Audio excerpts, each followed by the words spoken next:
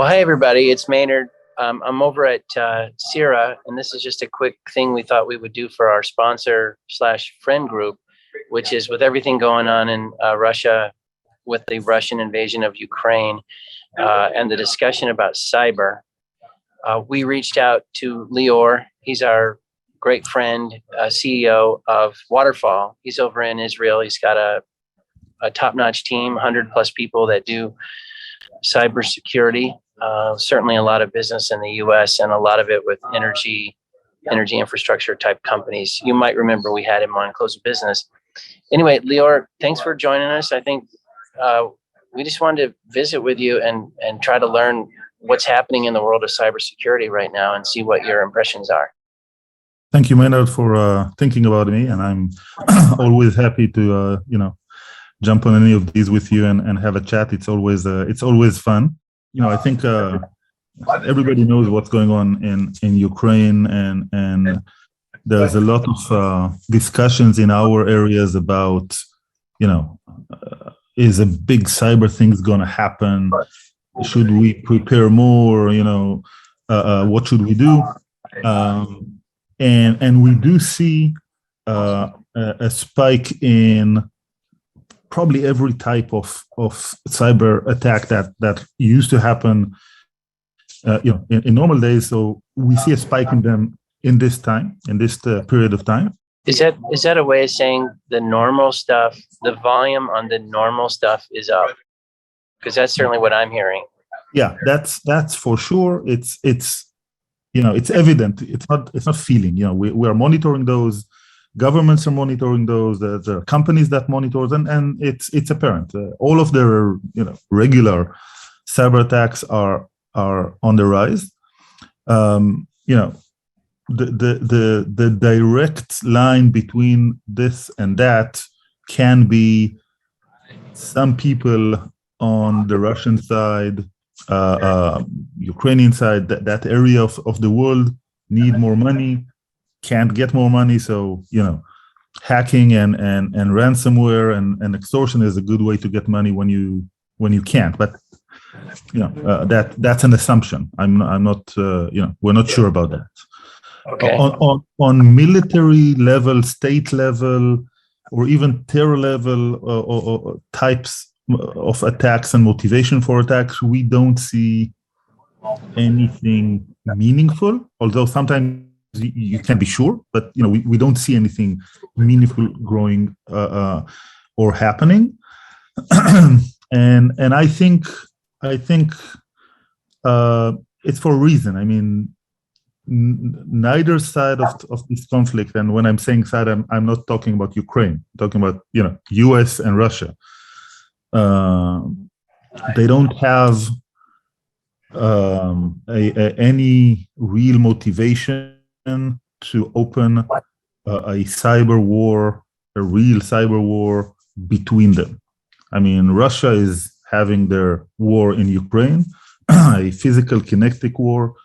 The US is, and all of the Western allies, Israel and Europe and everybody, and a lot of the Asian countries too are helping, but nobody is sending people boots on the ground. And if Russia will now, and it's I don't want to say it's good, but it's good for Russia and it's good for the US. Okay, if the US will become an active in that war, Russia will be in a big problem that they don't want to get to, and vice versa. So if either side starts an offensive attack on the other side, it will force them to the US to get into the kinetic war there.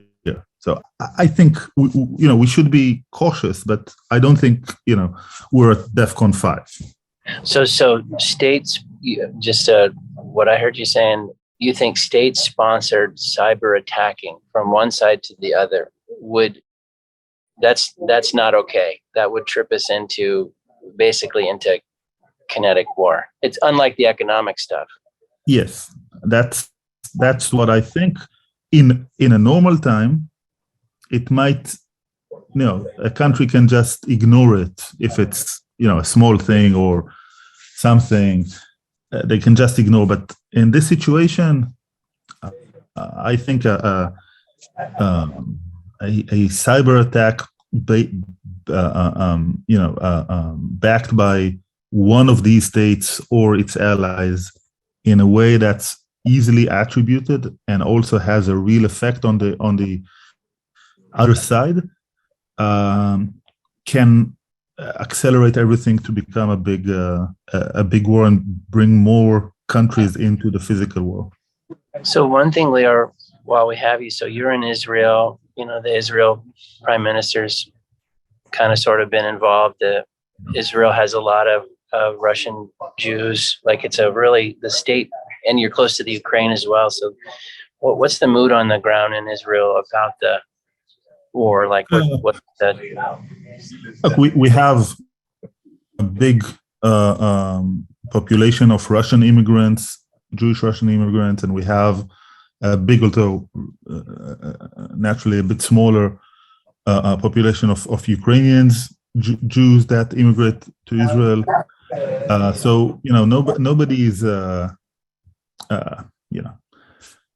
tense here on a personal level. Everybody knows somebody that's been affected. We have people in my company that has relatives that are still in Ukraine. I have ex-employees that the close family are still there. And we all see the pictures from what's going on there. It's for us, it's not just seeing a conflict in the news. It's very personal and very close. And I think Israel is doing everything it can to try and help in resolving this. Who knows? It's So maybe as we wrap up, we just wanted to check in with you on all this. If you're a CEO of a U.S. or any energy company, but particularly a Western energy company, if you're CEO or head of IT or head of cybersecurity at one of those places, anything in particular you should be doing right now? I think the prudent thing to do is not get too alarmed. It's everything will be okay, but it's a tense situation. A lot of people from all sides, a lot of governments and government agencies are brushing up their cyber offensive and defensive. Yeah. And I mean, that's what I hear in the U.S. Some of the government law enforcement people are visiting U.S. companies and talking about these issues. Yeah. So, just up your preparedness, prepare level.